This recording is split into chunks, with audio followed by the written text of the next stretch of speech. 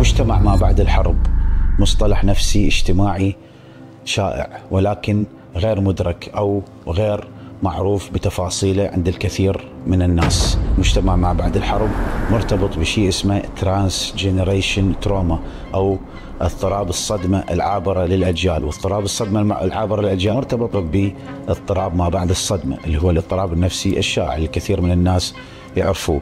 الصدمة العابرة للأجيال أو الترانس جينيريشن تروما هي ظاهرة أممية موجودة في الكثير من المجتمعات حول العالم، بالتحديد المجتمعات اللي تعرضت إلى أحداث قوية، وخاصة الحرب، الكوارث الطبيعية وغيرها. الصدمة العابرة للأجيال تنقسم إلى أولا اضطراب ما بعد الصدمة، وهو الاضطراب اللي يصيب الجيل الأول اللي عاشر الصدمة، صدمة الحرب، وتظهر الأعراض بشكل حاد وقوي من اكتئاب شديد، ميول انتحارية، غضب شديد، اضطرابات شخصية، وقد تصل حتى إلى الذهان أو الفصام. ثم بعد ذلك تبدأ المشكلة عندما تنتقل هذه الأعراض عن طريق التربية من الأب والأم المصابين أصلا من الجيل الأول، تنتقل عن طريق التربية إلى الجيل الثاني الأولاد، ولكن بطريقة أخف، من خلال الغضب، العناد، حب الإيذاء للآخرين، عدم التفاعل والشك بالناس. هنا تبدي مشكلة الصدمة العابرة للأجيال.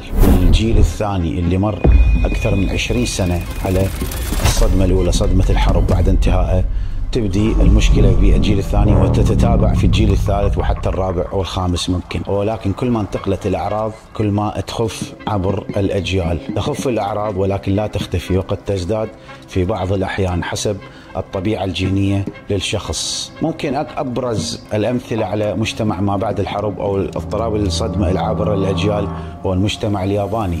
المجتمع الياباني بعد انتهاء الحرب العالمية الثانية، بعد إلقاء القنبلتين الذريتين، هنا الجيل الأول اللي عاشر الحرب عانى من مشاكل نفسية حادة جدا، وصلت إلى الاكتئاب والانتحار. أصبح الانتحار جزء أساسي من حياة هذا المجتمع. ولكن مع مرور الأجيال، مع مرور السنين، مع مرور العقود، أيضا ما زال حتى الآن المجتمع الياباني يعاني من ظاهرة الانتحار والرغبة بالانتحار، الانعزال الشديد واضطرابات نفسية أخرى، رغم أن الحرب مر عليها أكثر من 80 عام أو حوالي 80 عام، ولكن ما زالت المعاناة مستمرة. أيضا الصدمة العابرة للأجيال نشوفها في مجتمع السود في الولايات المتحدة.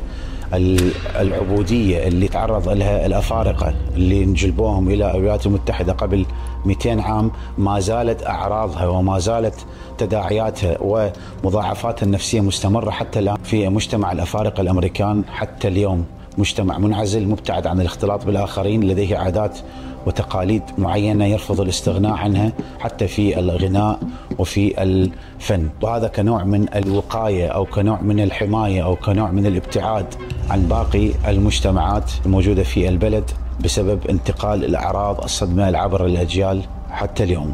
أيضا المجتمع العراقي عانى من هذا الأمر. الحروب انتهت من زمن طويل، ولكن الكثير من الناس الآن يعاني من أعراض اضطراب ما بعد الصدمة، الصدمة العابرة للأجيال، من غضب، حب الإيذاء، العناد، وغيرها من الأمور أو الاضطرابات السلوكية اللي قد تصل إلى الاضطرابات النفسية مثل الاكتئاب والقلق وغيرها، نتيجة أحداث مر عليها زمن طويل. إذن الصدمة العابرة للأجيال هي صدمة حرب أو كارثة حدثت قبل سنوات طويلة جدا وانتهت اسميا أو تاريخيا، ولكن مضاعفاتها النفسية ما زالت مستمرة حتى اليوم.